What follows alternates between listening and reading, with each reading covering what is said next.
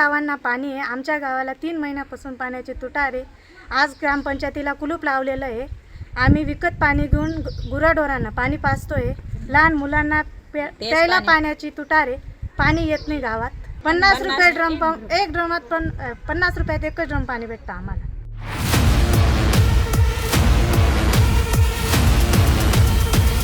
गावाला 3 महिन्यापासून पाणी नाही, पाणीचे खूप हाल आहेत आमच्यावर।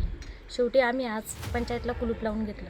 तिथं पंचायत भरली, काही गर्दी जमा झाली, हांडे वगैरे घेऊन गेलो, त्यांना बोललो पंचायतला कुलूप लावून घेतलेलं आहे, जोपर्यंत वायगावला पाणी येत नाही तोपर्यंत पंचायतचं कुलूप आम्ही उघडू देणार नाही। बोला सुवर्णा दिगंबर देवरे। जाऊन ते मार्च महिन्यापासून गावात प्यायला पाणी बरोबर प्रशासनाला पण सांगितलं होतं वारंवार की मार्च महिन्यापासून प्रस्ताव दिलेला आहे, पण वरचे अधिकारी काय सांगतात की 18 मेला आमच्याकडे प्रस्ताव आलेला आहे, त्याच्यामुळे टँकरची सोय आमच्याकडे आता होणार नाही असे उडावडीचे उत्तर दिले। शेवटी गावाने पूर्ण ग्रामपंचायत घेरून घेतलं आणि आता कुलूप लावलेलं आहे। जोपर्यंत आता हे गावाला पाणी भेटत नाही तोपर्यंत कुलूप उघडलं जाणार नाही।